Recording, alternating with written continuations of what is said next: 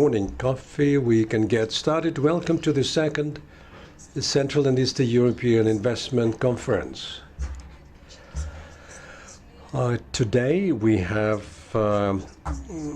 members of the investment community, members of the real economy of the various countries of the region, and we'll be discussing the rising investment potential of Central and Eastern European countries. Although the region has been damaged by the crisis of 2008, the countries of the region see a growing flow of investment, and the purpose of this conference is to analyze the trends and to identify successful strategies for investment. The CFA Institute and Regional Association of CFA of Eastern Europe and Central and Eastern European countries are the organizers. And CFA associations are one of the most influential not-for-profit organizations of professional investors and analysts in 60 countries of the world.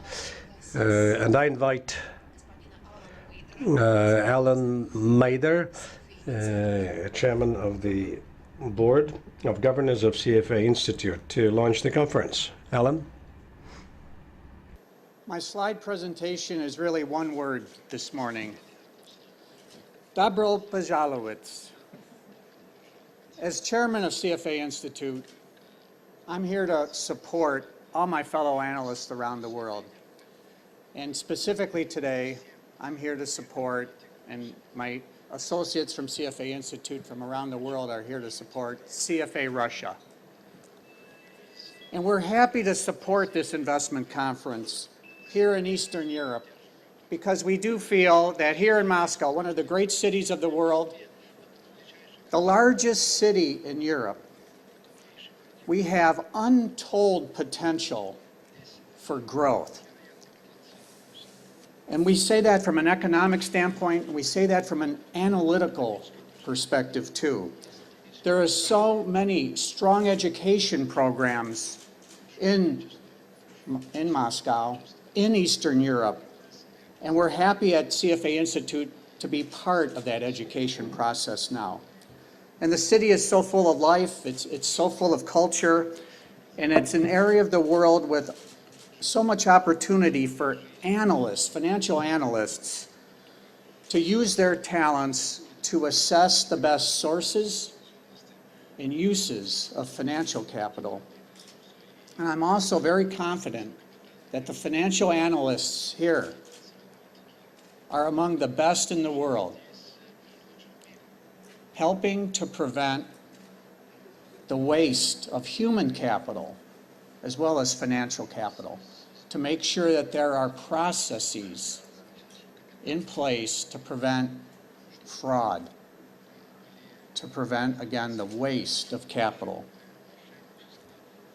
So my message is very short, and it's very succinct and clear, I hope. Dobro pozdravljavits na konferenciju. Welcome again.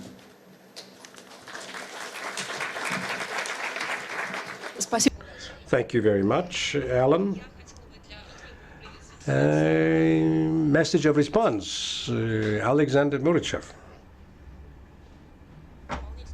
Executive Vice President of the Russian Union of Industrialists and Entrepreneurs, the organization which is not influential, less influential than CFA Institute. What does big business think of the prospects of Central European countries, Eastern European countries?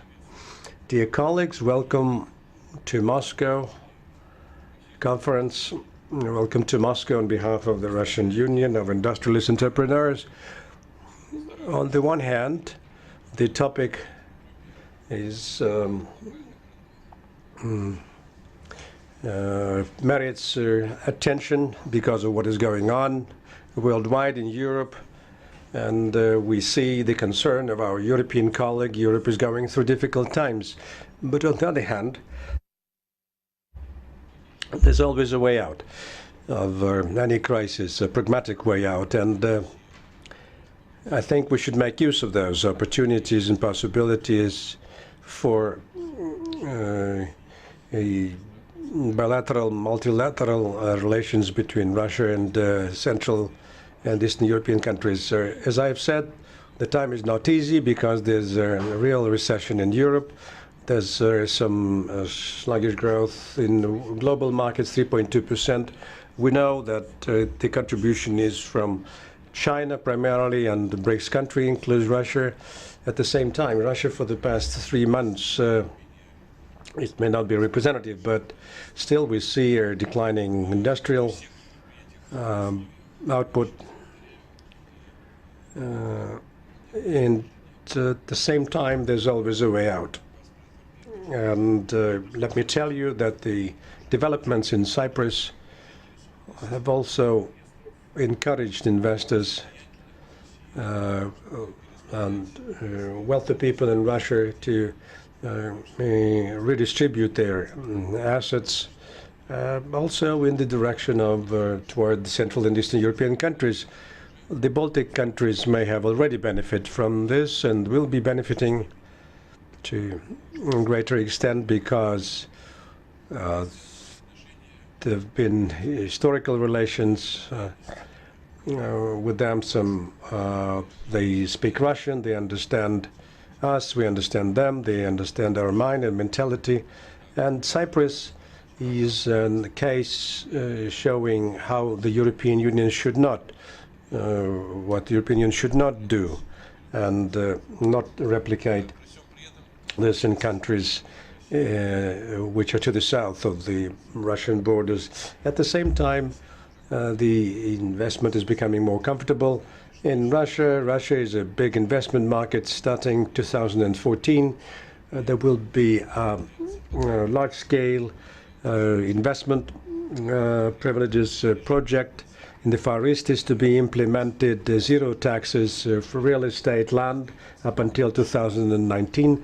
And from 2019 to 24, there will be a small profit tax introduced. Russia has achieved a zero tax for new equipment purchases, which is important for drawing investment to procure and purchase equipment that does affect manufacturing. The law on private-public partnership is to be adopted, which will promote cooperation and engagement between the government and business, and will tend to redistribute resources, including preferred countries in Central and areas in Central and Eastern European countries. Again, I cannot, of course, cover everything within 10 minutes, despite some pessimism.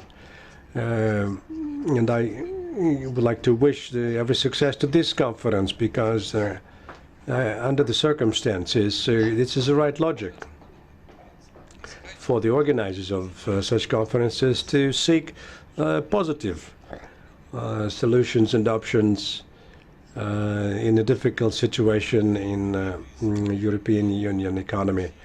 Any crisis we have seen, including 1998 crisis in Russia, 2008 crisis, we always came out of those crises with high rates of growth, with new partners and opportunities and possibilities in promoting economic growth. And I wish everybody success and maximum return on investment. Thank you very much for being optimistic in the morning. To find positive aspects and options will be the major task of this conference. I want to give the floor to Richard Hainsworth, the next president of the CFA Association, who did so much to make this conference possible today in Moscow. He's also head of the Rus rating agency, one of the founders of the new American Global Russian rating project, which is only starting its work. You're welcome. I'm happy to welcome this all the participants to this conference. As Alexander has said, we have always been seeking positive options. And the idea of this conference was born 2-3 years ago, when a member of a CFA association in Eastern Europe realized that there should be CFA conferences where not external investors to the region, but internal investors of the region could meet together, and which has had long historical trading connections and ties. And this idea seemed to me quite interesting in itself. And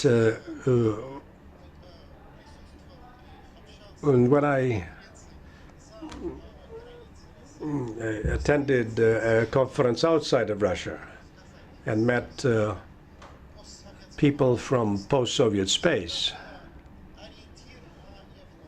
I've seen this orientation toward the United States and Europe, not Russia.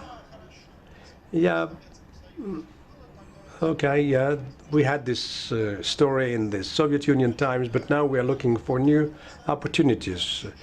Roughly about a year ago, I felt a different kind of orientation. Crises do occur there as well, and therefore it is better to find those people who understand each other and seek the basis for alliances, connections and ties among and between culturally close economies and markets, and re-establish trading relations within the region. The moment I realized this, then naturally there was this need to have a platform and a forum for people to meet, to get together and start conversations on business matters, which is the purpose and task of this conference. We could invite many speakers, involve sponsors, but the most important thing is the participants in the conference. Your opportunity to get together and start something useful and valuable. If you can start your conversations and negotiations today, which might be of use to you and your company, then this conference is a success. We're going to have this conference every year, and each time in different countries. Last year it was in Bulgaria. This year it is Russia. Next year it will be in Kiev, Ukraine. And then there's a list of countries identified which we will follow. So we have great ambitions in that we want the CFA conferences to become as a general conference of EBRD, for instance, and another Vienna-based conference. It's a kind of a movable conference which will become more and more interesting and popular in terms of attendance.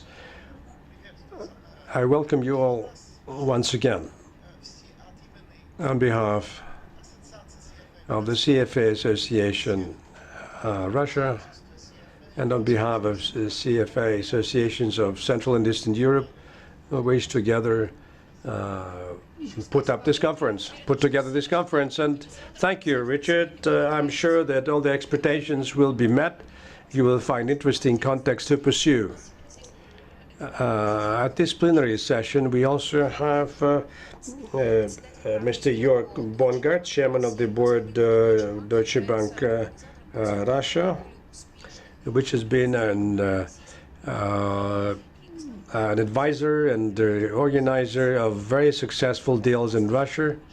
Mr. Bongartz, if you could tell us about the strategy and vision of the Deutsche Bank Group for Central and Eastern Europe and why this region is interesting for you. Thank you, Oksana.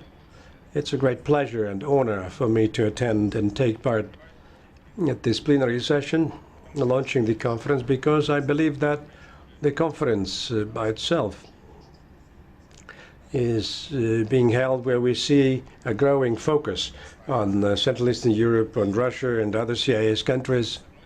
On the other hand, It is explained by the fact that the economies in the region are growing, and there's a growing need to focus on local companies.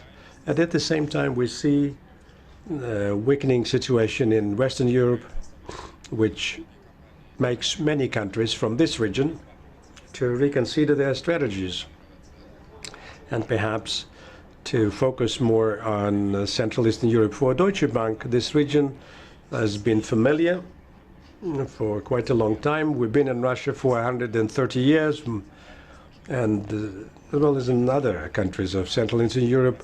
Therefore, I want to tell you how we see this region, our perspective of it, how we adapt our strategy and sometimes tactics based on the situation in Russia. When one looks at the banking sector of the Central and Eastern Europe, quite often one says that it's not enough to have lending growth. There might be a bad loan ratio, and the local refinancing might present some difficulties, which is true, and it is something meriting discussion. For us, many of these issues are not relevant. We have chosen a different specific strategy for this region, which consists of 2 or 3 components. Number one, we have been a corporate investment bank for this region with some small retail network in Poland.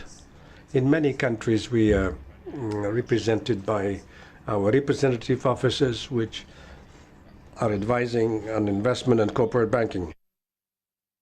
And the second block is the niche aspect. We found some and identified some sub-regions as platforms to provide services to the entire Deutsche Bank group. And Russia, since I represent Deutsche Bank in this region, Russia has long been a priority market for us, and we see visible tendencies in support of our strategy, despite the fact that we've been involved in corporate business with our multinational clients here. The task we are now facing and the task which are being set by our Russian clients are becoming international. We had Russia Go Global is a recent conference in Berlin, and this tells you something about the tendency for our work on the Russian platform. With regard to investment and corporate banking, we see 3 major stories. The growing business with the local companies. Second, the increasing needs and demands for capital markets, and this M&A in the banking sector.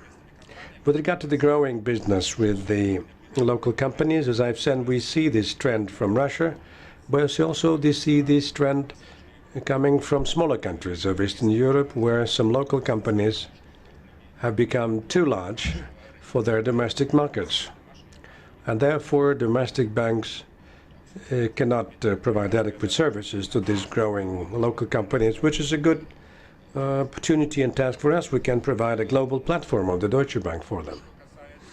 Well, with regard to the incoming business from Western Europe, we see the trend, which is becoming more and more significant, with companies from Germany, Italy, seeking new markets, and we see in Russia some significant influence and pressure on behalf of companies coming into this market from Western Europe.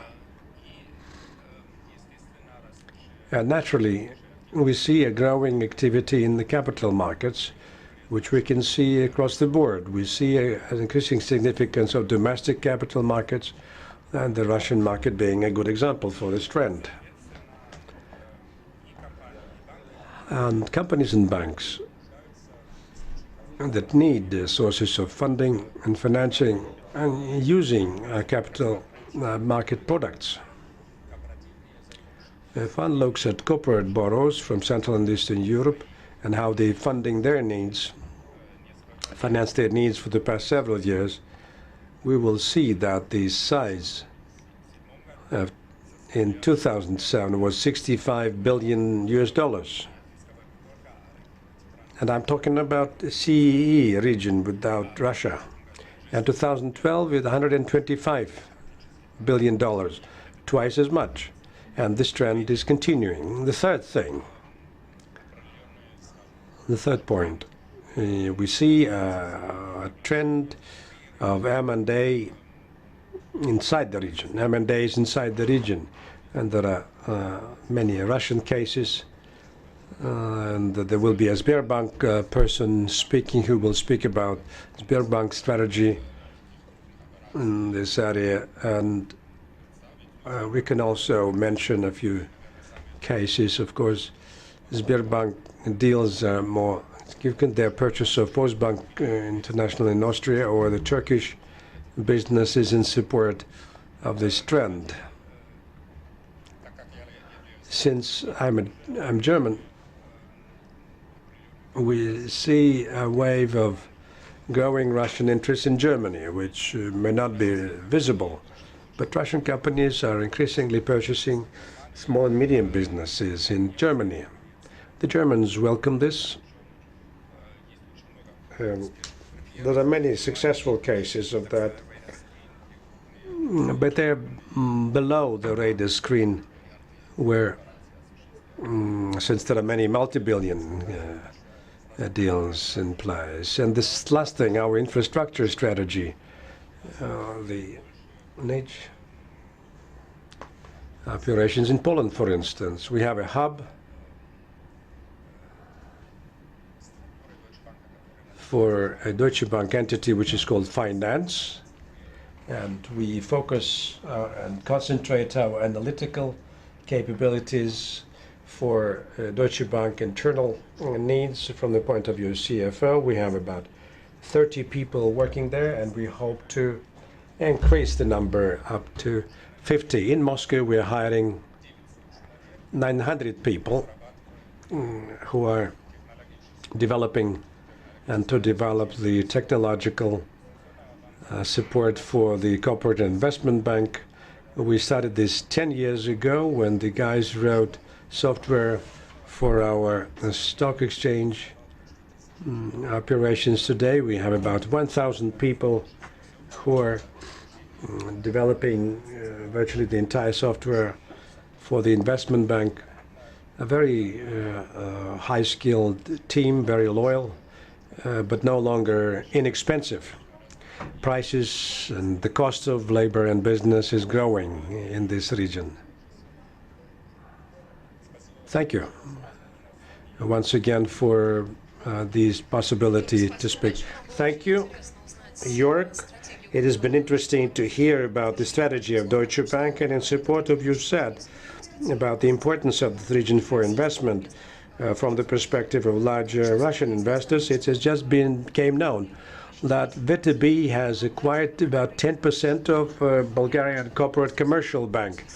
I think this piece of news is in keeping with the thrust of this conference, and hopefully you'll be able to discuss later why this interest is there for Eastern European countries. The official part of the plenary is coming to an end. I wish you an interesting and productive work. Hopefully this will be a useful conference. After a short break, we can have round tables as scheduled. Thank you.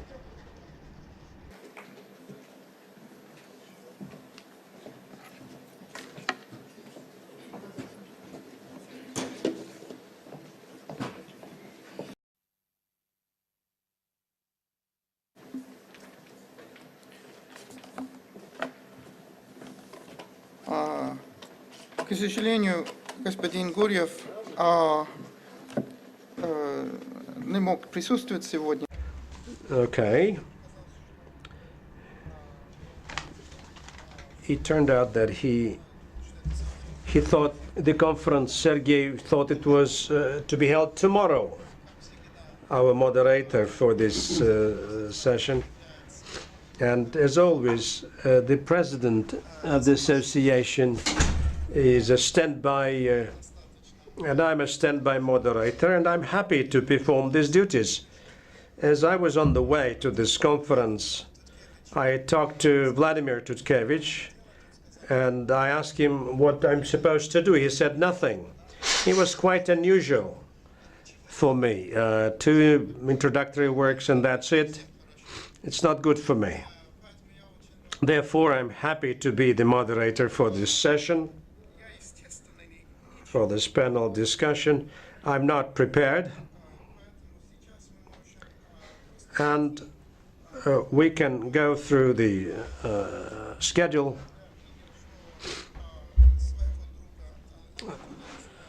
I've seen my friend Anatoly Aksakov, has not yet come. Therefore, I give the floor to Alexander Joerg,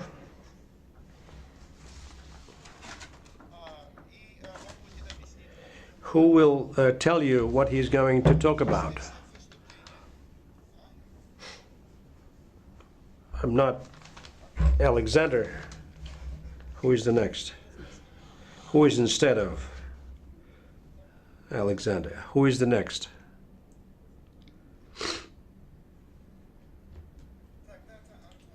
Then it's Anton Rachmanov.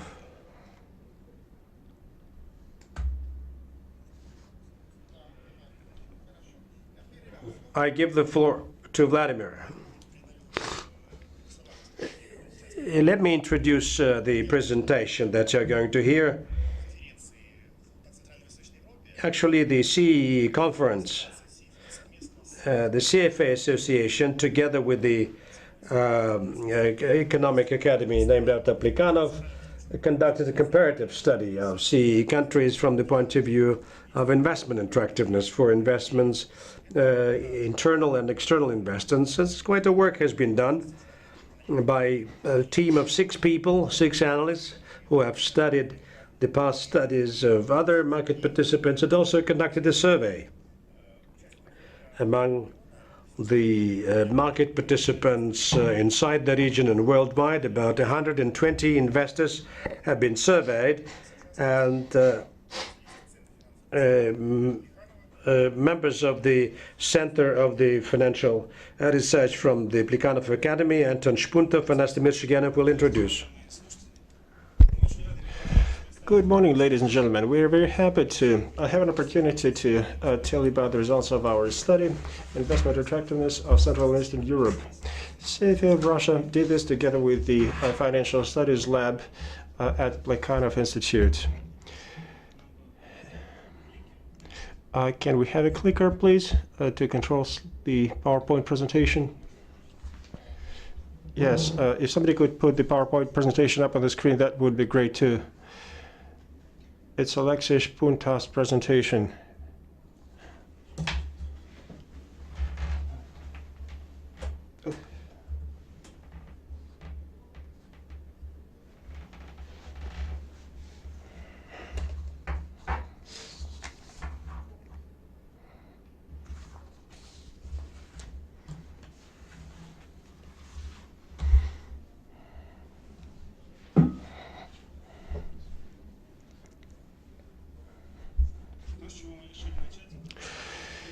We decided to throw a look at the region of Central and Eastern Europe.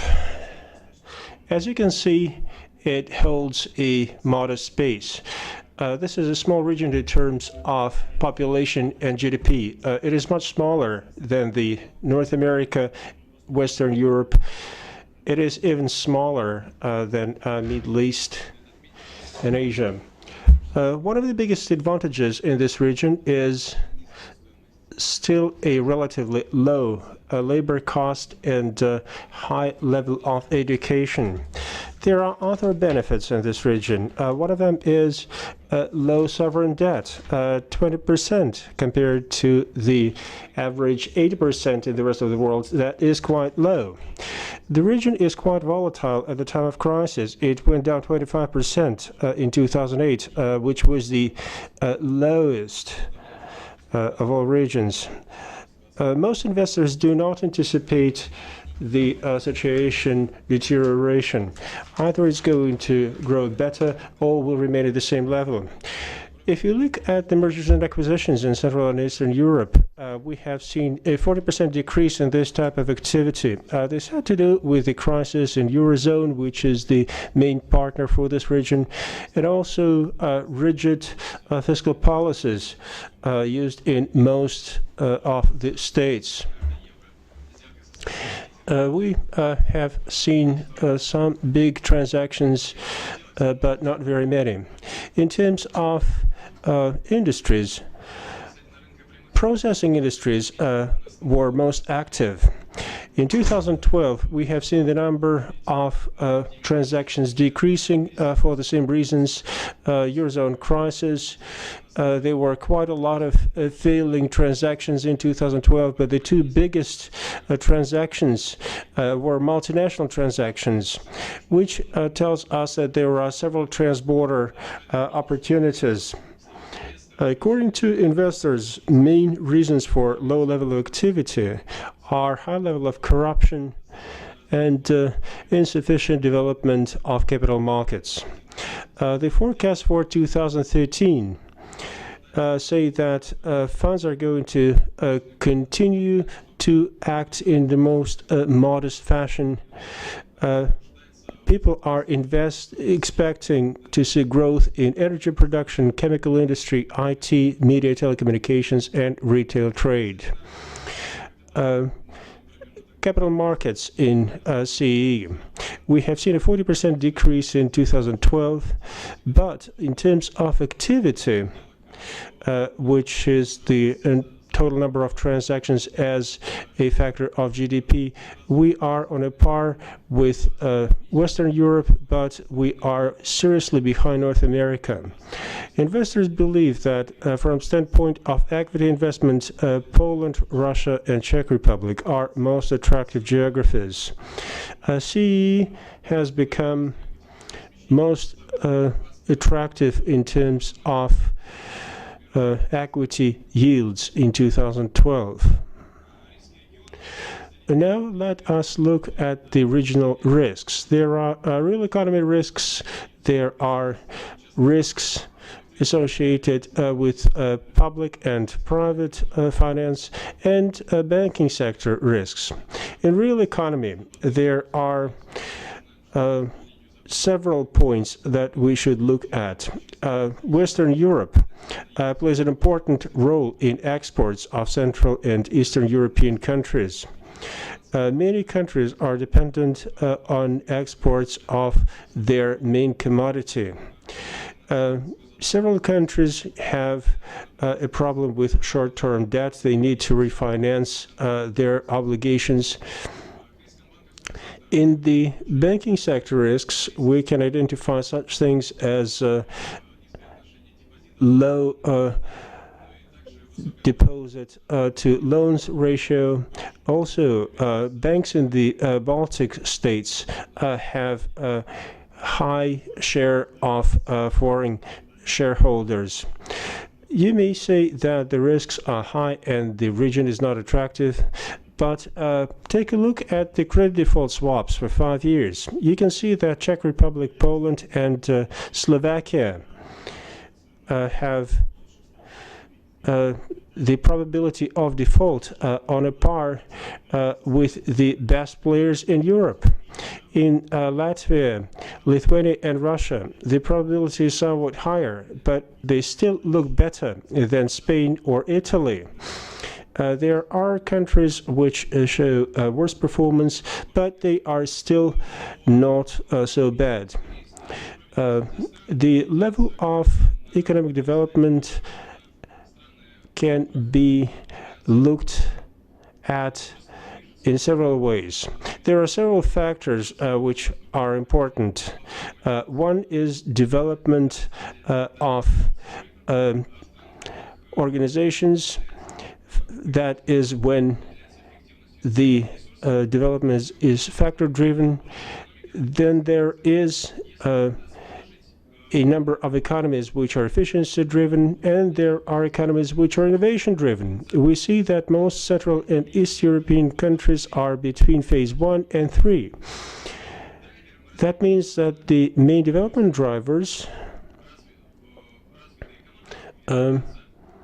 are efficiency, development of a financial industry, and greater energy efficiency. Ukraine is somewhat behind most of the states, so it can try to act as an outsourcing island. Then we have Serbia, Bulgaria, Romania, and Russia. Further growth is going to be accompanied by competition against Brazil, China, and Turkey. Czech Republic and Slovenia are very close to a mid-European level. They are officially developed economies. There will be 2 more countries, Hungary and Slovakia, joining this club in 2020. What should be done in the region to join the Leaders Club? We should focus on the industries of the future, that is energy efficiency, alternative sources of power production, IT, telecommunications, and pharmaceutical industry. Investors expect consumer markets to grow because of the growing welfare in the states of this region. The region sees lack of raw materials, with the exception of Russia. Therefore, it is going to develop in the most innovative way. The most active investors in the region are Russia, Czech Republic, Poland, and Croatia. Now, let us look at the main goals that states should set for themselves. Number 1 is reduction of the level of corruption and bureaucracy. Countries should improve infrastructure, should better control public funds, and prevent growing sovereign debt. Which country is the most fundamentally attractive in the region? You may be surprised, but it's Russia. You may ask me why. Let us try to look into this. Russia is rich with mineral resources. Russia, when people think Russia, people think oil and gas, but that's not all we have. We have biggest reserves of natural gas, but besides, we also are very rich in fresh water. We have lots of nickel, platinum, copper, iron ore, coal, and we have lots of arable land, which is very important for the future. Macroeconomics look good. We have the lowest level of sovereign debt. We have zero deficits. We have low taxes. A lot of the exports go into developing countries. Middle class in Russia is going to grow very significantly. That is going to stimulate the growth of consumption.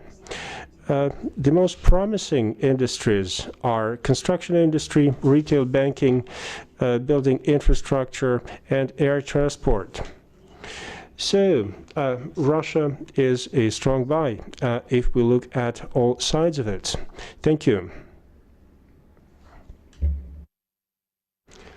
Okay. Do you have questions to presenters? This is quite an interesting study. Does anyone want to object against the statement that Russia is a strong buy? No one. Okay. I could make a comment on that.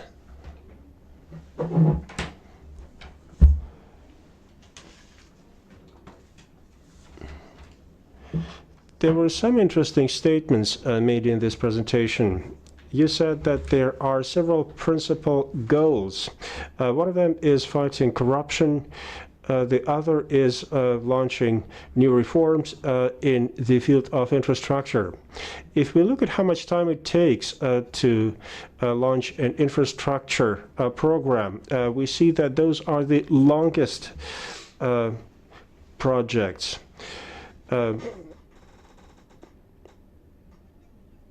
Corruption is something everybody talks about, and I'm getting the impression that some decision makers think that corruption exists by itself. It's bad, but nothing is changing because the country is so wealthy and we can overcome this and that. In reality, we see that regardless of which industry a company works in, they are suffering from corruption. Maybe that is important for the investors' opinion on the reforms that we have in place. Lack of infrastructure, presence of corruption certainly lead to reduced value of assets. Therefore, Russia is not such a strong buy. Right, but there is, if I may put it that way, a demand for reforms. Investors, when they take a vote, they bring or take back their money. The country we live in offers plenty of opportunities. Sooner or later, things will start happening. There will be people coming in to use those opportunities. I'm sure that in 5 to 10 years, the situation in Russia is going to be improved very significantly. Infrastructure is not likely to appear in a couple of years. That is true. We agree with Sergei Guriev, who is not with us today, who said that ascension to WTO, which did occur after he wrote his book, Myths About the Economy, that was a very important step for the country. But we still have a lot to do. And we will have to do much in the way of increasing transparency in the economy. We would have to improve governance in companies. That is going to mean that assets will stay in Russia rather than go to Cyprus. We have no past the no return point. There will be no going back. The situation will be improving. Investments in infrastructure is going to take place. The government has very strong program for support of infrastructure projects. Much funds are allocated for housing construction. Much will be invested in infrastructure, roads, bridges, which link together important parts of cities.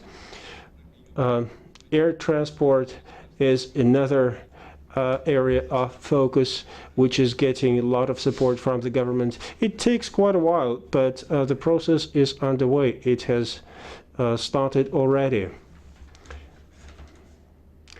Please use a microphone. And would you please introduce yourself when you make your comment?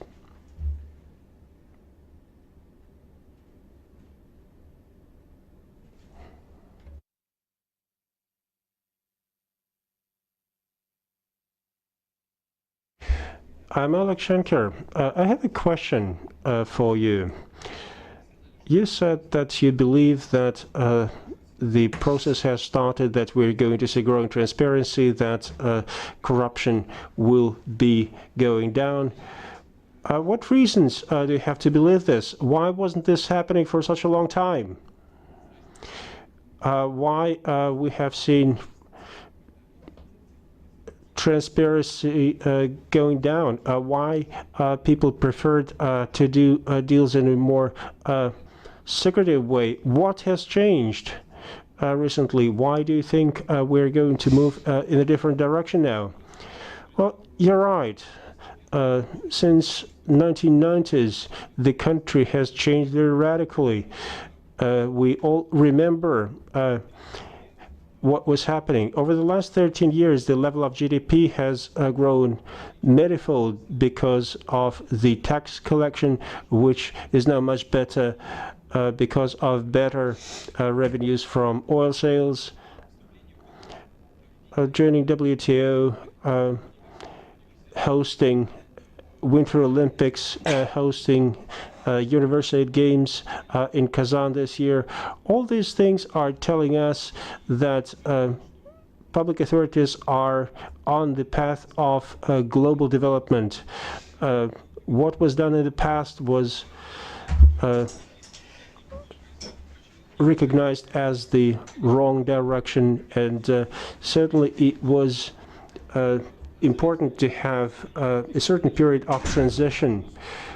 It was very difficult to switch from planned socialist economy to an open market economy.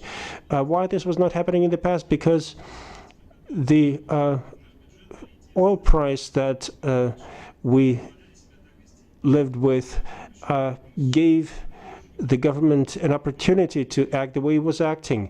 It cannot act like that any further. We see that the capital is still leaving the country to a less extent, but it still does. We cannot close our eyes at that anymore. Now people are competing for capital, not for hard capital, but for capital which is invested into serious projects. It's not about trading shares in the market for a few months. It's not about raising short-term funding for a single project. We have to become fundamentally attractive.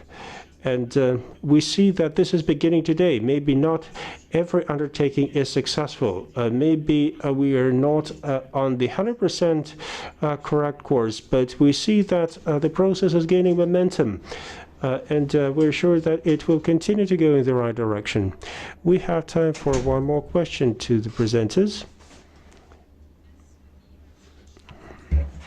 Thank you for the presentation. It was very informative. I'd like to respond, make a comment, if I can, regarding your comments about the World Trade Organization.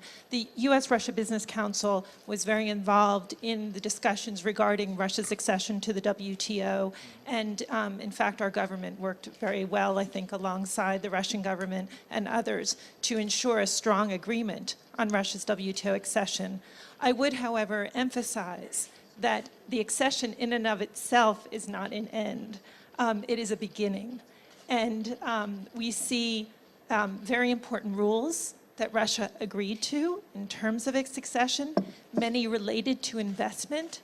And I think what we are closely following are rules related to local content requirements, some containment of competition on the market, and other issues which we are closely following. Issues of national treatment, which are all important concepts of Russia's WTO accession, which we really would hope they're very important signals to investors in the market. What we'd like to see is increased trade and investment between our two countries.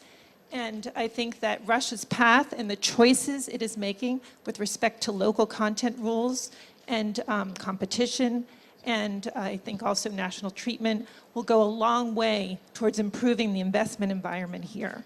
And so that's what I would just point you towards. Thank you. Thank you. So it's a comment more than a question. Yes. Сейчас я бы хотел передать слово.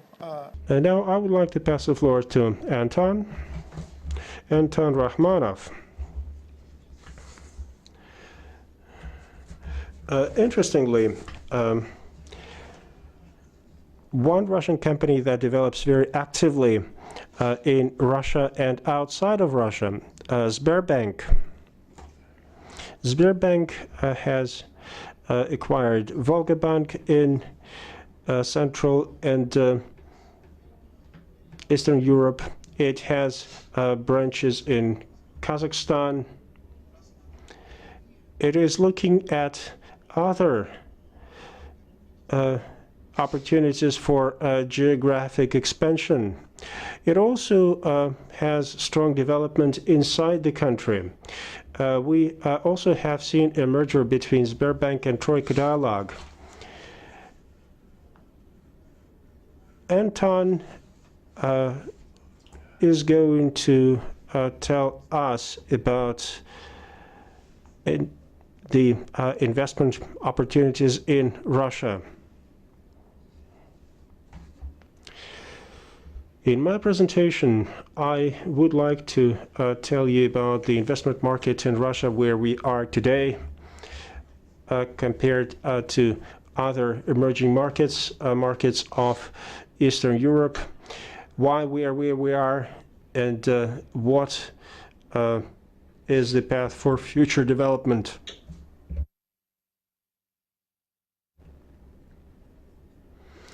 Let me give you a little background information about Sberbank Asset Management. We have gone through a big transformation. I am the General Director of Troika Dialogue Asset Manager. Now I am a Managing Director of Sberbank Asset Management. We are the oldest company in the market. In 1996, we launched the first mutual fund. Since then, we have focused on development of investments in Russia. We are the biggest mutual funds operator. We have about 20% market share. Now, let us take a quick look at the Russian economy. Macro indicators are fairly good. We have fair GDP growth. We have inflation under control. The general picture is fairly good. Let us now look at the investment situation. We are very seriously dependent on the investment capacity of the working population. We see what is people's ability to save and invest. People in Russia traditionally have favored bank deposits. In near future, though, this is probably going to change. Let's see where we are, where our market is. The market was launched in 1996. Since that time, more or less successfully, we have been growing. You can look at RTS index. You can see that we are a high beta market. If we showed you a assets in management curve here, it would be clear to you that despite the recovery of RTS market, the assets under management have not recovered yet. We have seen significant outflows of funds from the market. Let's look at our industry. We have 517 mutual funds. The market is very small and it is very seriously fragmented. Most inflows have been in fixed income products, and we have seen a lot of outflows from equity products. We could run parallels with the volumes of trades in main stock exchanges. This is where we are today. It's quite self-explanatory. Let us now throw a look at the level of mutual funds development. My colleagues have just made a very good presentation and concluded that Russia is a strong buy. But we should clearly understand that all meant that Russia is an investable economy. Look at automakers operating in Russia. Look at retail businesses in Russia. There's quite a lot of players.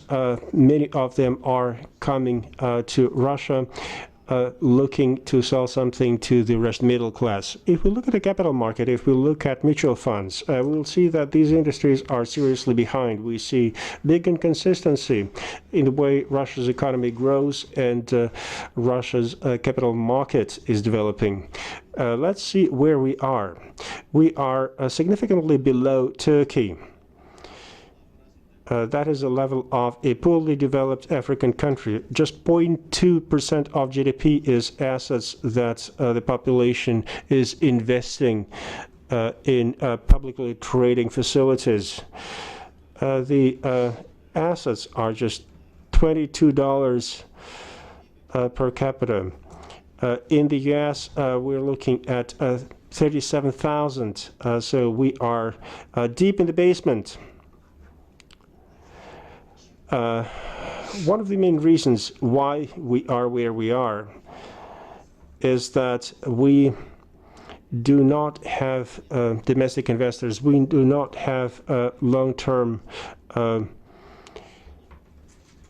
funds which can be invested in local capital market. I don't have a chart for this, but I can just tell you that it is interesting to see where Russia is compared to its European peers. Poland is leading the game. They have followed the path of Chile. They have a well-developed pension system. The market looks quite successful. About 80% of market capitalization comes from the pension system. If we look at capitalization in Russia, we see that the level of pension funds investment is very low. Only this year we have done a good job. We have seen good professional intervention, and it became possible to attract the government's attention to this. The pension reform has been launched, and now every working person finally can make a decision about his or her funds. As a result, we hope in the next 12 to 18 months, pension reform is going to be enhanced, and we will see that the pension funds are going to be used much more effectively.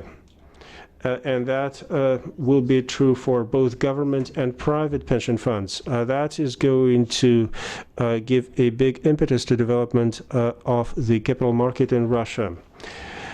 We see that despite the activities of monetary authorities, pension funds assets have been growing, but they haven't been working.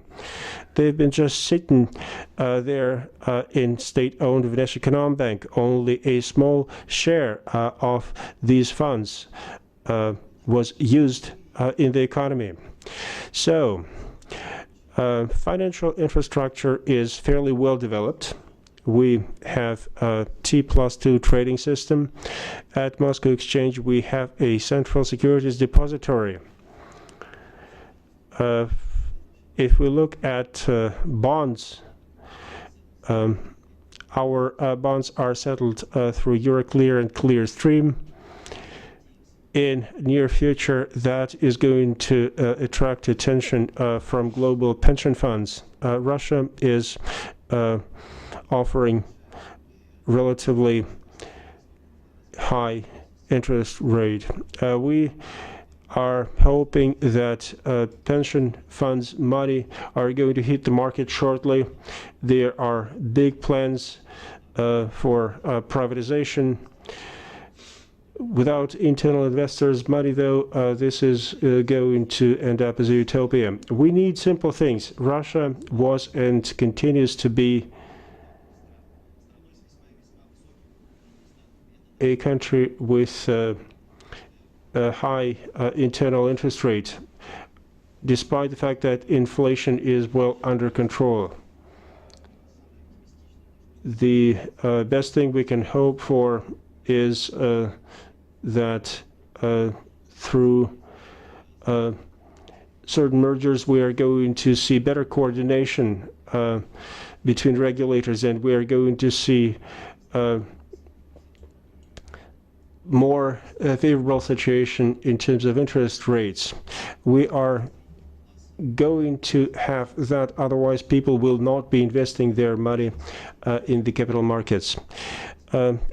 Internal inflation, it is under control, but compared to the rest of the world, we still have rather high numbers.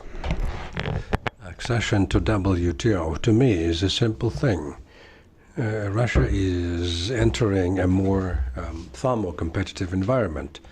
Whether we want it or not, given the level of efficiency or inefficiency of the economy, and inefficiency is related to corruption primarily, whether the government wants or doesn't want to influence the level of corruption, will have to do it. Russia's position is losing its position in the international market. Gazprom is in dire situation.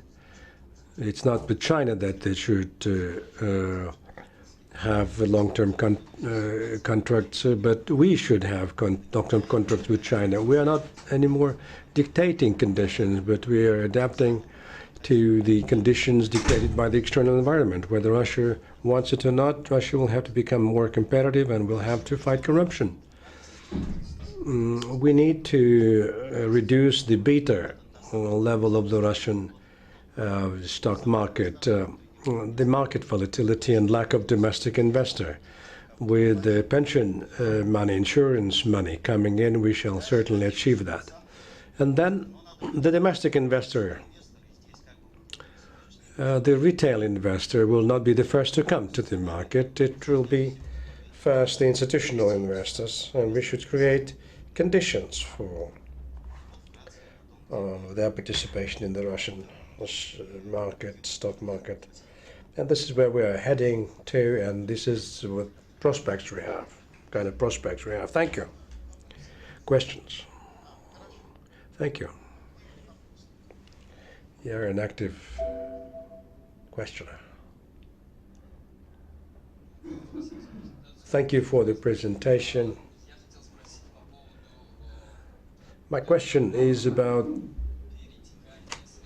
the flow of money from deposits to the stock market. You said that the important thing is to reduce the interest rates, deposit rates. If deposit rates are reduced, the bonds will grow to start with. And before the retail investors react, it's only the institutional investors who will make money on that. And then the stock prices will go up. And then the domestic investors will observe this, and then there will be this flow of money from deposit to stock market, and they will lose again. Will this lead to, again, disillusion? If the system does not change, you're right.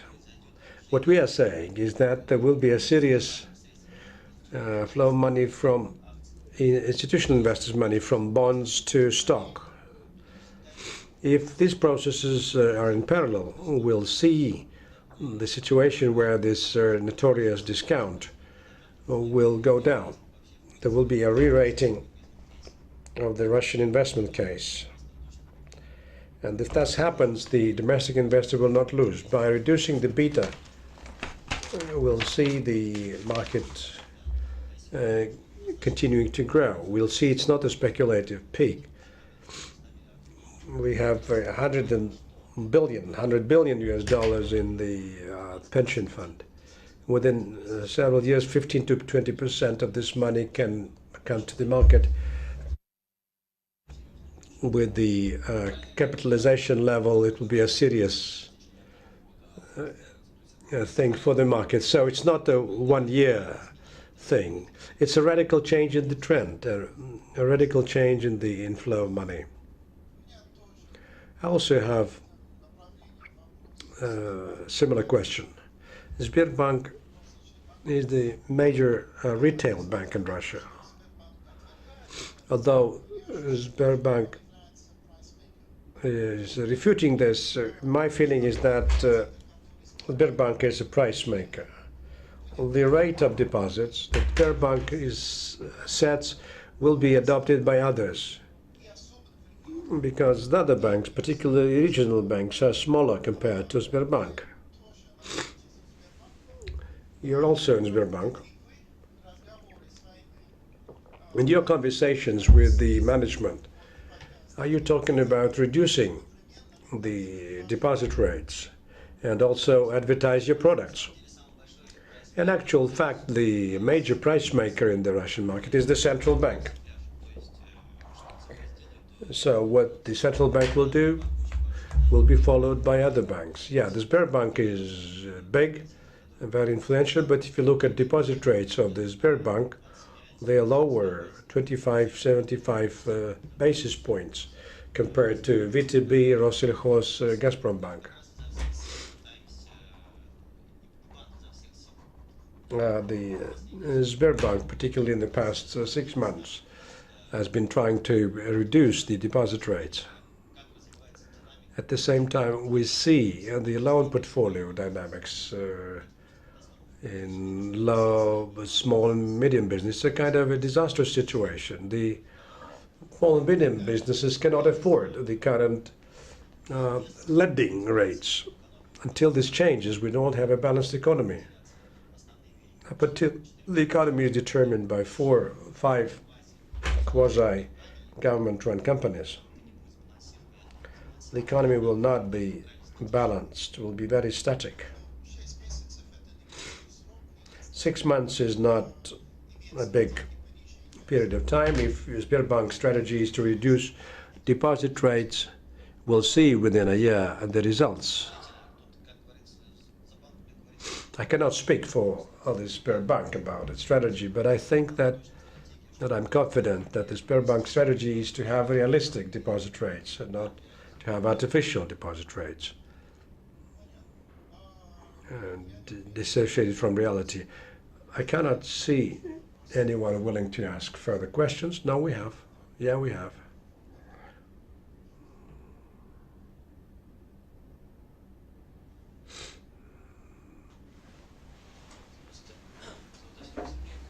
Good morning. My name is Sergey. My question is about the pension money. Within what time frame you think they will come to the market? What should be done? We should change the federal laws, particularly the federal law, which obliges the state and non-state pension fund to delegate financial outcomes among pensioners' accounts. Once it is changed, this money will come. Within what time frame? This is not a question to me. The sooner the better for me. Yesterday, probably. Hopefully. Okay.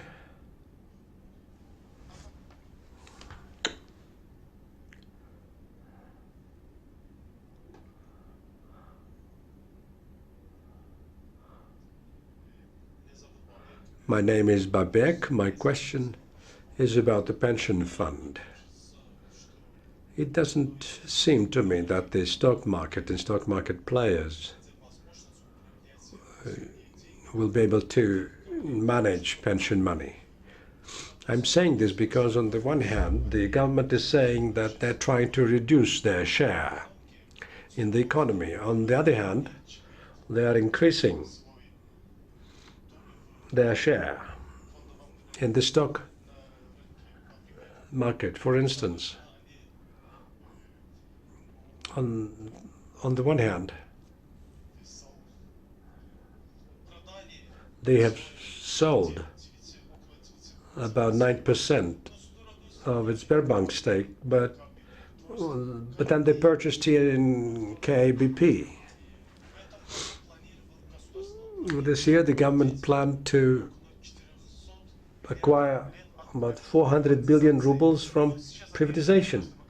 Now the government is saying they plan this to be 40 to 50 billion rubles. How should one understand this? What is government planning to do? The major problem of this government is the inconsistency, an extreme inconsistency in its activity and actions. And I fully in support of what you're saying. Quite often, they don't want to talk. in terms of short term. But that you're saying that the private entities will not be able to manage pension money. We are managing pension money based on the realities of life and investment declarations we have. 95% is invested in bonds with maximum investment rating. With regard to privatization is a question to the government. Hard to say. Now I would like to give the floor to our guest, Wojtek Beling from Poland.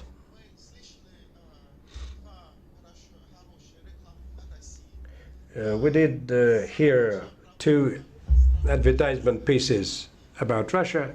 The major problem, when the country is large and rich, people begin to think about themselves, about what's going inside.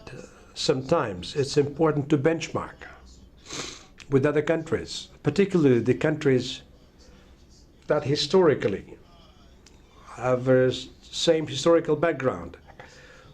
And what is their path and what are their achievements, what are their issues. It's a great honor for me to give the floor now to the State Secretary for European Affairs of the Office of the Government of the Czech Republic, Dr. Wojtek Beling.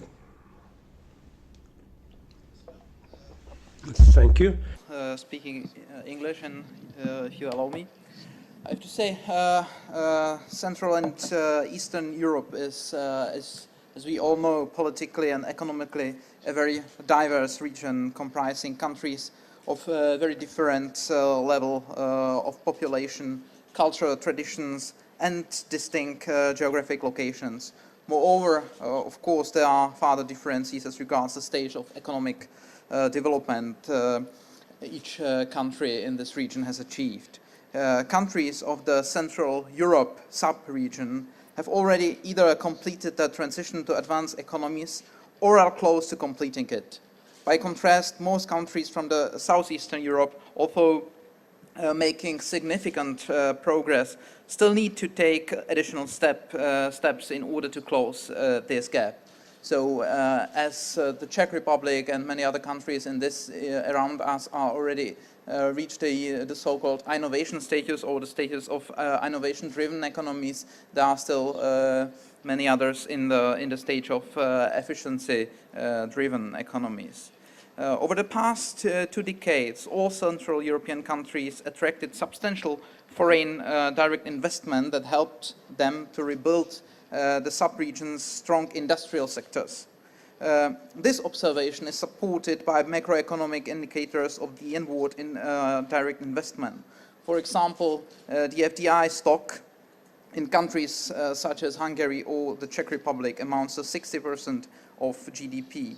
FDI inflow in the last decade recorded a particular dynamics in connection with the last two east enlargements of the EU in 2004 and 2007 in the exceeding countries, but slowed down in 2009 as a result of the crisis, whereas the total decrease in FDI in the CEE countries amounted to 50% compared to 2008. However, the figures vary significantly amongst individual CEE countries. Prior to the crisis, the CEE region experienced a five-fold increase in the FDI, rising members or candidate countries, and in absolute numbers in Russia. Poland acquired the second highest amount of the FDI, followed by the Czech Republic and Hungary. The Czech Republic, which historically has attracted around 10% of the FDI inflows into the region, also experienced a much smaller decline in 2009 than the region overall, whereas Slovakia suffered none. Industrial sectors in Central Europe sub-region are highly integrated with the so-called core European countries like Germany, the Netherlands or Austria, which are the biggest investors in Central Europe. With regard to the long-term growth prospects, most CEE countries have largely exploited the benefits that European economic integration and EU membership offer. For instance, the GDP per capita of Slovenia and the Czech Republic already stands at 70 or 80% of the Eurozone's average. At such a high level of economic development, the scope for economic growth via just exploiting low wages is very limited.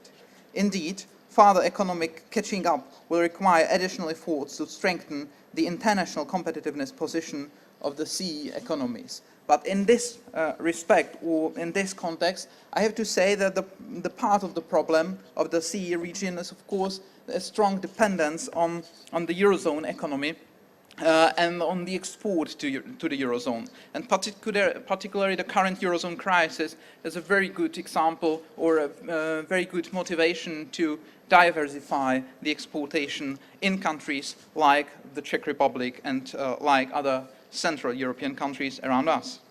Although the Eurozone crisis is a source of uncertainty for the whole CEE region, the turning point in the region's economic progress is to be found already in the past financial and economic crisis in 2008 and 2009. During the first decade of the new century, Central and Eastern Europe was one of the global growth regions, indicating a better growth dynamics than the West European countries. Growth was driven particularly by FDI inflow and trade demand from West European countries, but this concealed unsolved structural problems as the weak institutions, inadequate infrastructure, and the lack of innovation. And I think that we have already spoken about all these problems. Of course, from the point of view of the government, particularly the problem of the institutions is the one which should be solved very quickly.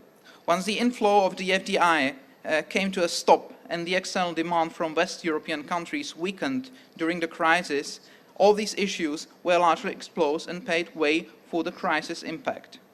The disruption of financial markets after the collapse of Lehman Brothers, the rapid collapse in global trade, and the unfavorable market sentiment were the main reasons why the world's economies slid into recession.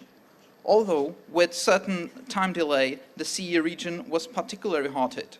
In fact, it was the hardest hit region along with the former Soviet countries. The economic outlook was revised downward many times and GDP fell substantially in several CEE countries.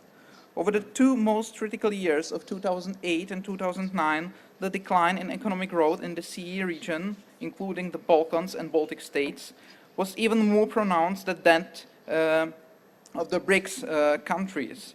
By contrast, Russia and Ukraine are in general less dependent on Western Europe than the CEE countries in export. So, for example, export to the EU 27 accounted for less than 50% in Russia's overall export and around 25% of Ukraine's export. In Central Europe and Southeastern Europe, intra-EU trade dominates export, with records at 80 or 90% level in the smaller economies, like, for example, the Czech Republic, with more than 80% of export going to the Eurozone. Consequently, the economies outside the CEE region, whose economic ties with the EU are less strong, were less affected by the adverse developments in Western Europe and the Eurozone compared to the economies in the South and Central European region.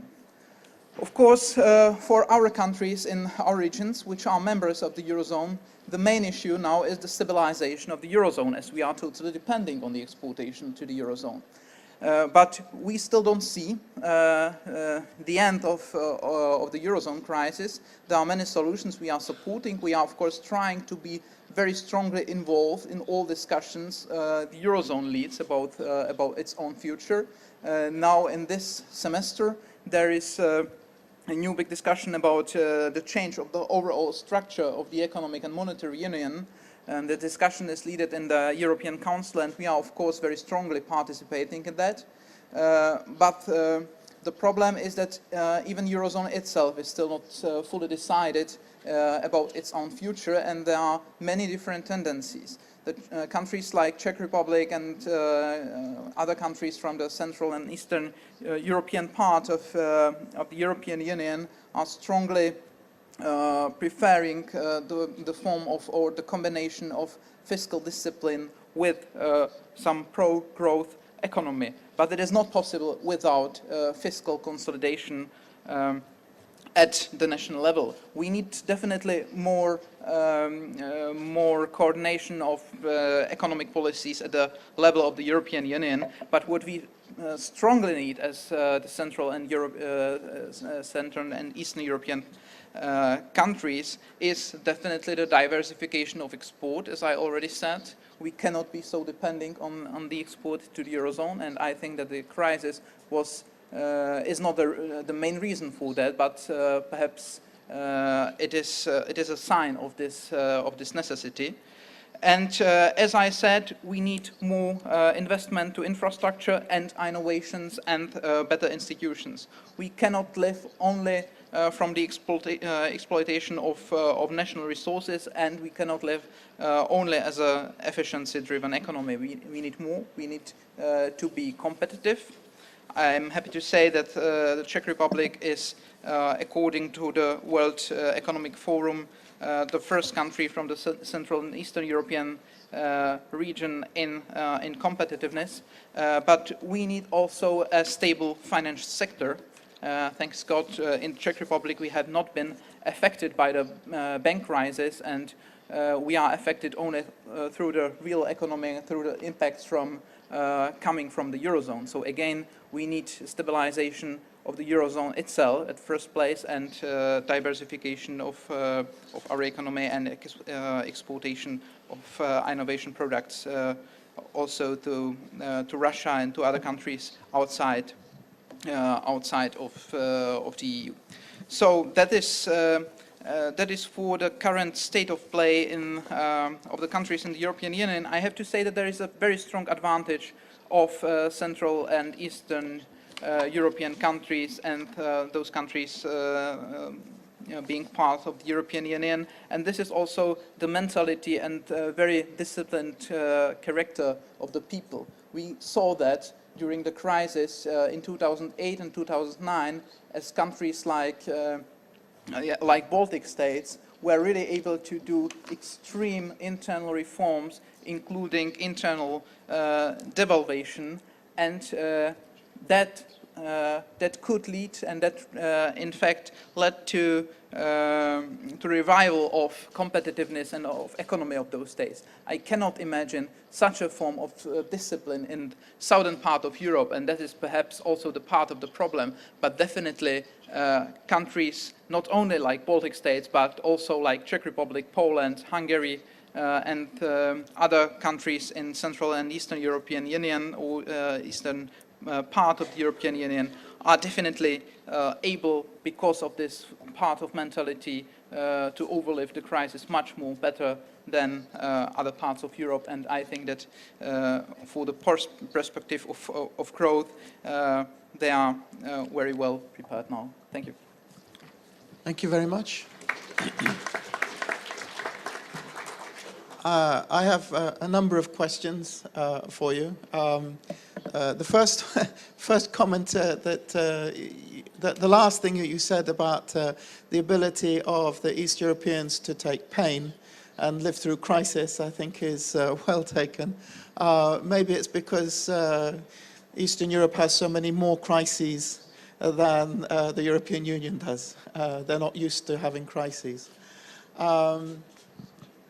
That's supposed to be funny. However, the question is this. It's in two parts. On one hand, you noted how the Czech Republic had one of the highest levels of foreign direct investment in Europe. Russia doesn't have a very high level of foreign direct investment. The other one that you said, the other statistic is that 80% of the Czech Republic's exports go to the European Union, to the Eurozone. So what is it that made the Czech Republic so investor-friendly? What sort of principles, what things in your mind are, you know, the crucial steps, the crucial reforms that made the Czech Republic so interesting to outside investors. And then the second part of the question is, what does Russia need to do in order to increase the amount of exports from the Czech Republic to Russia? How can there be more interaction between Russia and the Czech Republic? So, thank you so much for this question. I have to say that it's really not very easy. So, concerning this first comment with the experience of crisis, I think it's correct. But currently, it is really an advantage because if we see the problems in the south of the Europe, then particularly the member states of the eurozone really can have or they don't have any other possibility than to do really the internal devaluation, because if they want to stay in the eurozone, they have not the possibility of the normal depreciation of the currency, and then the only possibility in that situation is are really structural reforms and even extreme reforms in the public sector particularly, which is for them extremely complicated to really to suffer or to live with in comparison, for example, with what happened in Baltic states where somewhere in some cases there were decreases in public sector in wages by 40%, totally unimaginable in countries like Greece or Cyprus, or not speaking about Portugal or other states. So this is the first point. But concerning this attractivity, I have to say at first that the most of this export is going to Germany, so approximately 40% of the export from the Czech Republic is going to Germany, and particularly to Bavaria, so more than 30% only to Bavaria. It is also due to some historical connections, also thanks to the language, but of course there was a combination of relatively of course, low labor cost and wages on one side, and as I'm saying, beginning of something like. The microphone like that. Pardon? Like this. Yeah, Okay. and beginning of innovation-driven economy with really many students, approximately high number of students studying manufacturing and engineering. So such areas very attractive for countries like Germany, where already most students are studying Germanistic or cultural studies. Nothing against that, but I think that we need more scholars and more students in manufacturing and engineering. This is something what the Czech Republic can really can offer.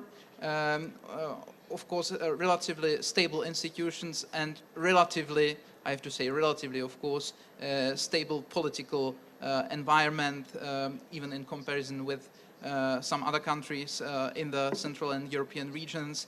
There are still the same parties in the parliament since some 20 years. Of course, the government is always changing normally, but there is a relatively high level of the political stability. So this is something we can, in this sense, offer. Concerning the third point, of course, even the Czech Republic is trying to improve the export potential of its firms in the direction to Russia and to the Eastern European region. It is a top priority of the government. We have now the new strategy of export, new strategy of economic diplomacy, so to say. Even the Prime Minister is going to, probably the next month to Russia to improve these relations. So I think it is necessary to do it at the level of the institutions, of course, but also we have to improve on both sides the infrastructure, so to say, the business infrastructure for trade exchange. Mm-hmm. Any questions from the hall? I found it interesting that you mentioned education and the training of engineers and specialists as being a positive factor. It's actually something that I hadn't thought of, where you know, one of the strengths of Russia is also a higher level of educated population. But I noticed that in Russia there is more and more people becoming financial analysts than becoming engineers and geologists. You know, so maybe this is something where Russia needs to put more emphasis on is the education of professionals in areas of that are where Russia is strong, such as geology and manufacturing. Thank you very much. If there are no other questions, you fine. Maybe I should come to you first every time.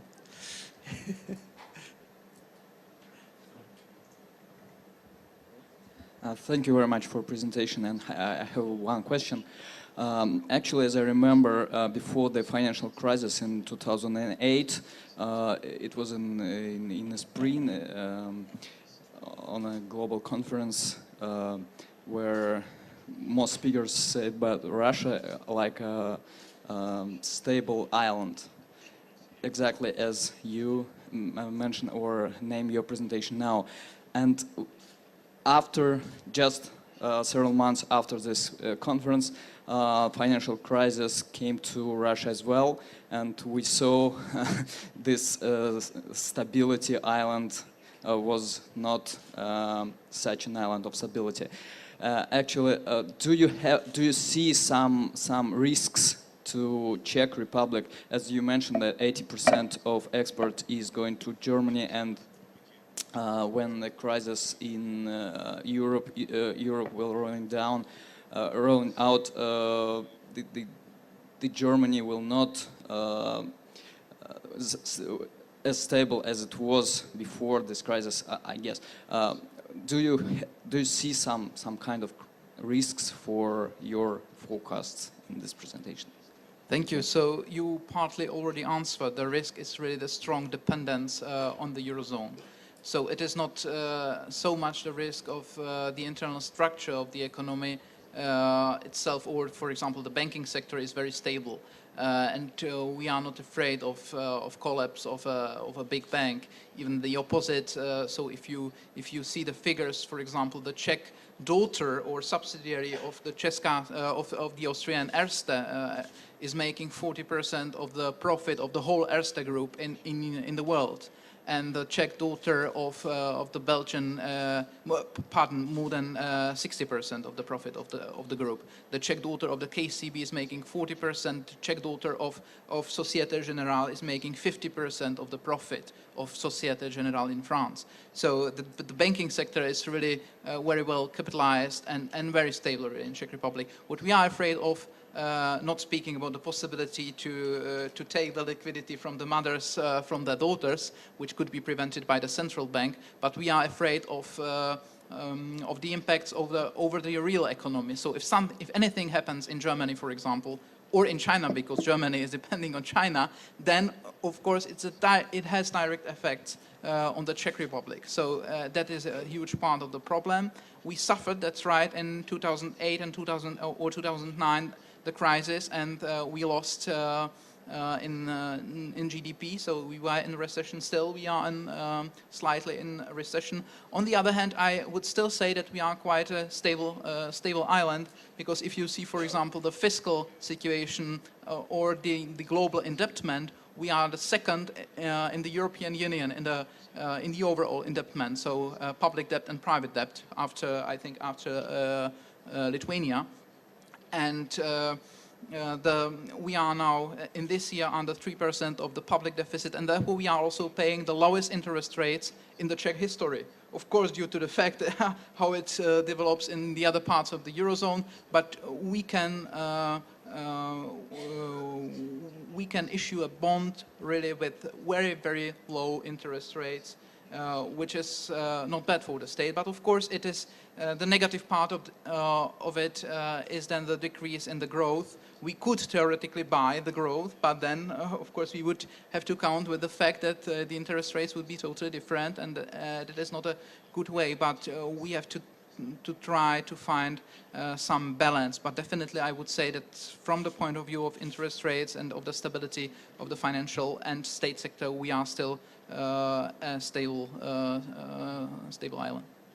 I think the answer to that question is to predict that Russia is an island of stability and then for it not to be is different from the contention here that looking backwards, Czech Republic was an island of stability. In other words, one is an assessment of fact and the other one is a statement of wishful thinking. I think, though, that we need to move on. If there aren't any other questions. Okay, there is another question. I think as she's just preparing, it's just interesting to note that the last comments about Czechoslovakia's risks in the global environment and the need to diversify is actually the underlying theme of this whole conference, is that needs to be more diversification of all of the countries in this region, one with another, in order to minimize the risks that each of them face in the global environment. Mr. Billing, the previous presenters told us about the Can you hold the microphone like this? Mm-hmm. Such way. Okay. Mr. Billings, the previous presenters told us about the importance of effectiveness as a driver of foreign investment. How can you estimate the importance of this factor for Czech Republic economy? Thank you. So thank you for the question. I think it's the same as in other countries. So where we can do improvements is in general the competitiveness.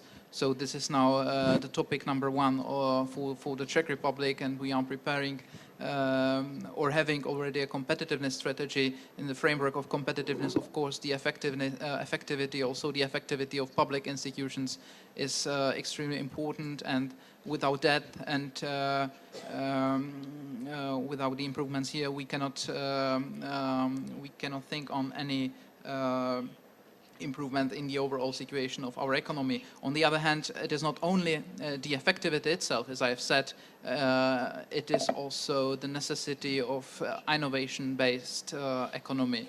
So we cannot be only efficiency-driven, but also innovation-driven. I think it's the only possibility for the if we want to be really competitive with the rest of the world, to create new technologies, not only to make old technologies more effective, but really to create new things.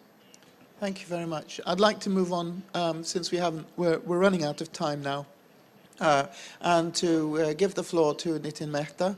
Nitin is the CEO of the CFA Institute for the EMEA region, and EMEA is Europe, Middle East, Africa.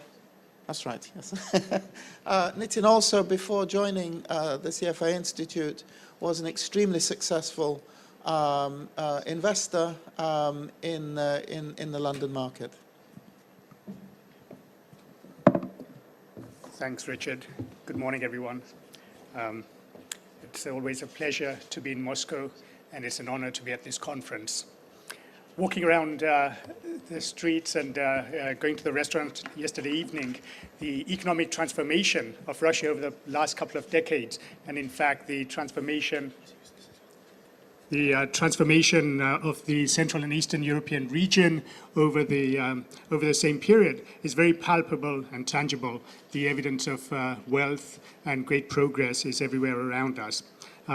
To properly assess the outlook, however, for the region and for Russia, really we need to look at the global context, the linkages that Russia and the rest of Central and Eastern Europe has, both to Western Europe and to the rest of the world, is very strong.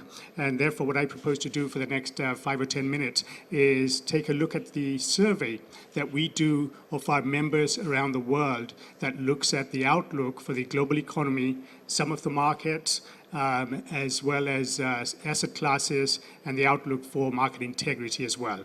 And I'm just going to run through a few of the highlights of the last survey that we did. So this survey, by the way, was at the end of last year. We have over 100,000 members around the world with more than 200,000 candidates for the CFA program. Some 7,000 of the leading investors in the world responded to this survey. So their outlook really does matter. Let me start with the global economy. We asked, what do you expect the global economy to do? Do you expect it to expand, to contract, or pretty much stay around the same levels? And the result was that the balance of responses favored an expansion of the global economy. You can see the bar in the red color. 40% of the respondents said that the global economy would expand. Roughly the same said that it would be level, and a smaller percentage, 20%, said that it would contract. So there was clearly optimism for the global economy at the end of last year. If you then take a look at some of the detail of those responses, you can see that Russia, roughly 2/3 of the way down, the responses from Russia were relatively less optimistic than perhaps the average, whereas the Europeans at the top, including Germany, France, Spain, Austria, UK, and so on, expected the economic expansion to continue. The Asians, including Russia, were slightly less optimistic. We then asked, what do you see as the biggest risk to global capital markets in 2013? Well, two things stood out quite clearly. First of all, the European sovereign debt crisis was on everyone's mind, especially as the year 2012 was closing, and also the shadow of a very weak global economy mattered as well. So these were the two most important risks to the global capital market. I guess the respondents also understood that the world was really becoming one with three lanes. In the fast lane, you still had the emerging markets.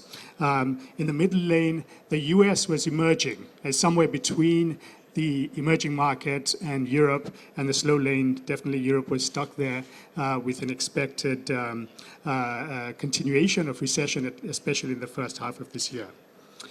So looking at the biggest risks again, if we look at the detail and the responses from the various markets, then Russia is in the top half, but you can see that the biggest risk that the Russians saw was in fact the European sovereign debt crisis. Again, no surprises given the very great dependence of exports that Russia has and the region has to Western Europe. So moving on, we asked whether the respondents thought the European sovereign debt crisis would worsen, stay about the same, or in fact get better. Well, here there was pessimism. You can see that the balance of responses expected the crisis to in fact get worse. And then when you look at the detail, Russia is right at the bottom. In other words, the Russians expected very little ease in the crisis, and they feared a great deal that the crisis would in fact worsen. Almost 1 in 2 respondents from Russia expected the crisis to worsen. But in fact, what's happened since last autumn and the rest of the year is that the acute crisis risks for Europe have probably abated. We've had decisive policy action, including the outright monetary transactions and the move towards a banking union. All these things have helped to curtail the tail risks. So perhaps some of that pessimism at the end of the last year may have dissipated. We also asked what the respondents thought the biggest positive impact on the global capital markets could be for 2013. Well, given the risk of the European sovereign debt crisis, it was no surprise that the biggest positive impact was considered to be an improvement in that debt crisis. And the second one to be an improvement in global economic growth, especially led by emerging markets. When you look at the details here, again, we see Russia being somewhat of an outlier, with the majority of the respondents thinking that the increased growth rates among emerging economies would in fact be the best thing that could happen for the global economy and global markets for 2013. Okay, moving on from the outlook for the global economy to the outlook for the local economy, what we see is, again, a continuation of some mild optimism. Most respondents thought that their local economy would expand. In fact, a slightly bigger percentage than the global economy. I suppose no surprise, most people tend to be more optimistic about their own local markets most of the time. And looking at Russia, certainly in the top quartile, the Russian responses were far more optimistic than the average and for most of the rest of the world. This was surprising, especially now with hindsight, given that the Russian economy was in fact slowing down quite markedly at the end of last year and at the start of this year as well.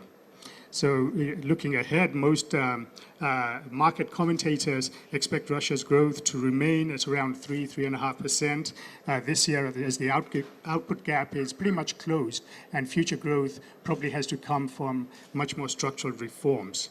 And to spur those structural reforms, there has to be an improvement in the business climate. A better diversification of the local economy would help as well. We also asked our members what they saw the biggest risk to their local market to be for 2013, and chief amongst them were just weak economic conditions, given, again, the huge shadow that Western Europe had cast, especially for this region. That's no surprise.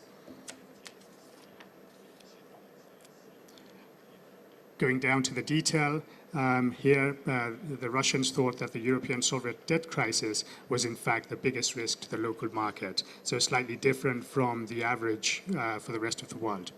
Okay, moving on to the outlook for asset classes as opposed to the economy, we asked our members which asset class they expected to be the best performing for 2013.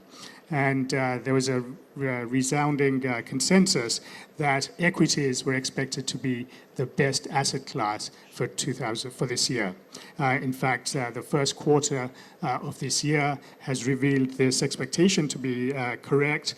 The return for world equity markets for that first quarter is around 8% in US dollar terms. Looking at the detail again, Russia, a bit of an outlier, where there was an expectation that as well as equities being a good asset class, precious metals and commodities would do well as well. And this was well before, of course, the slide in the gold price started. Okay, moving on to markets, which were expected to be the best markets in the world. The survey response pointed to the US on average being the best market, equity market for 2013, closely followed by China and Brazil. For Russia, it was slightly different. The US wasn't that attractive. China and Brazil, the other two in the BRICS configuration, were held to be more attractive than the US market. So those were the outlooks for the global economy, global markets, and asset classes. Finally, we also asked our members about the outlook for market integrity. As you know, CFA Institute holds ethics and proper functioning of markets as very precious indeed. So we asked what the outlook for market integrity was for 2013. Most of our respondents said it would stay pretty much the same. However, there was a balance that felt that it would in fact improve. A lot of work had been done in terms of changing the regulatory structure of markets, and I think there was a greater realization that trust has to be regained and earned all over again by financial market participants. Looking at the detail, Russia was towards the bottom end in terms of what they felt about the outlook for market integrity. The majority of Russian responses felt that it would stay pretty much the same. Okay, moving on, we asked what people felt contributed to the current lack of trust, the erosion of trust that we see in financial industry around the world. And the overwhelming response was that a lack of ethical culture within financial firms was the factor that was most responsible for that reduction in investor trust.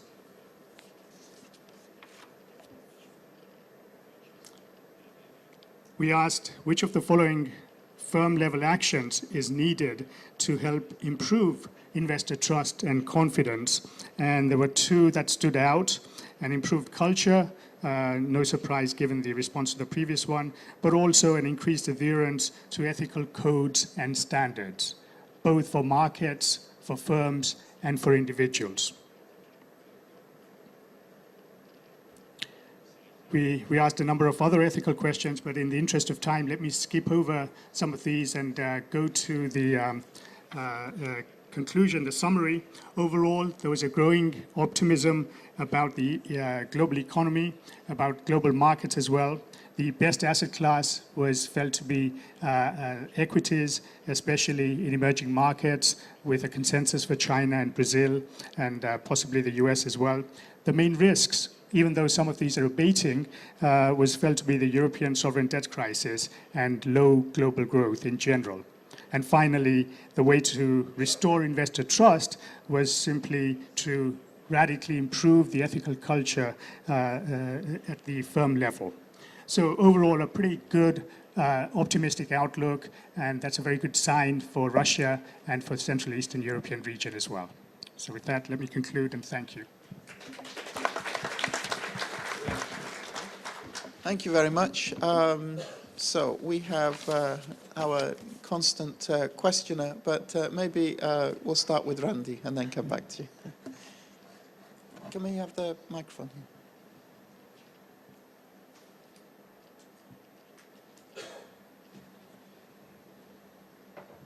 Thank you so much. That was a very informative presentation. I'm wondering, I realize that you're gathering the analysis and you know, all the information, and I don't know how much analysis you're looking behind it, but especially because of the focus on Russia.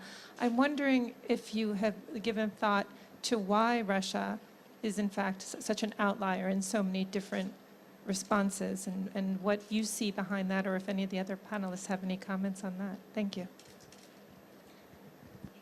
I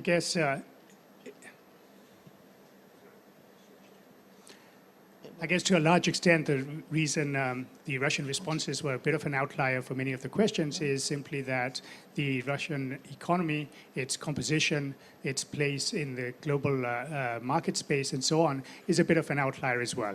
It is, of course, still developing fast. It is following a slightly different business cycle to the rest of Europe and to the rest of the world as well. And those are probably the explanatory factors. Please here.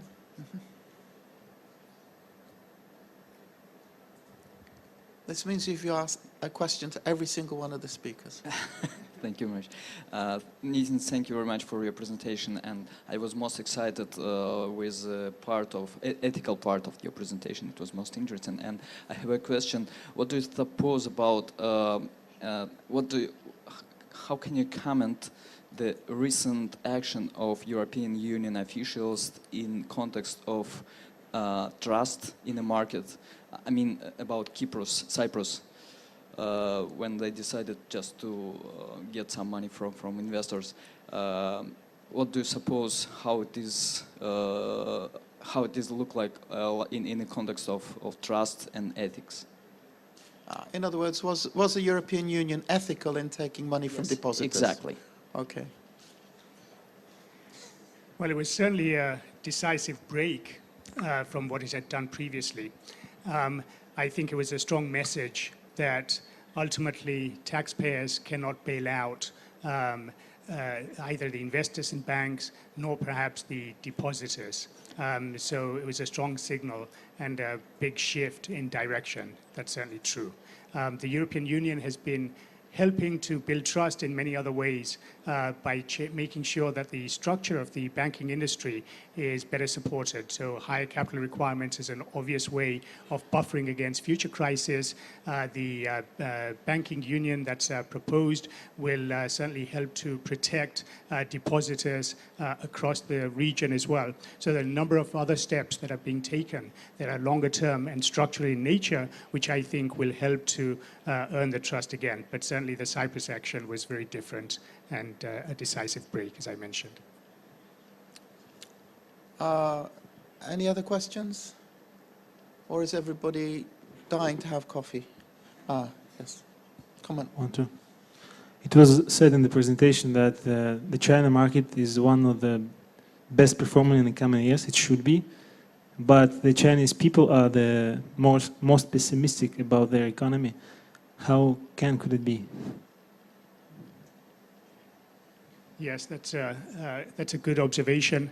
I think if I was to try and explain the responses that we had with China being among the leading markets favored by our members for the next year, I think the global community of members certainly take a more dispassionate view of China. They see a lot of structural problems rising, but at the same time they saw that the likelihood of a pickup in growth was very good indeed for this year. That's already occurred. We've seen a pickup in likely growth for 2013 in China to be around 8%, recovering back to a level that prevailed perhaps over a year ago. And I think provided that that level of economic growth is achieved, then that should certainly boost earnings in the near term. Of course, China does have many issues longer term that it needs to sort out, but at least in the near term, China is becoming an engine for the Asian developing countries, especially for this year. So I think it's mainly that economic outlook which probably explains the better the optimism of our global members. As someone who's invested both in Russia and is investing in China, the interesting story here, the growth story for me in Russia is the growing middle class and the fact that they're buying more higher ticket consumer products. And in China also there is a very substantial growing middle class. There's a lot more wealth in the population in general. And therefore, rather than China being a place where it's cheap labor exporting to the rest of the world, it's now China as being a consumer and wanting to buy from the rest of the world. So that's probably what's generating the outside view of China, whereas the Chinese people haven't yet got what they want, so they're pessimistic. Any other questions? Well, then let me wrap up. I'd like to thank very much our speakers. This has proved to be an extremely interesting panel.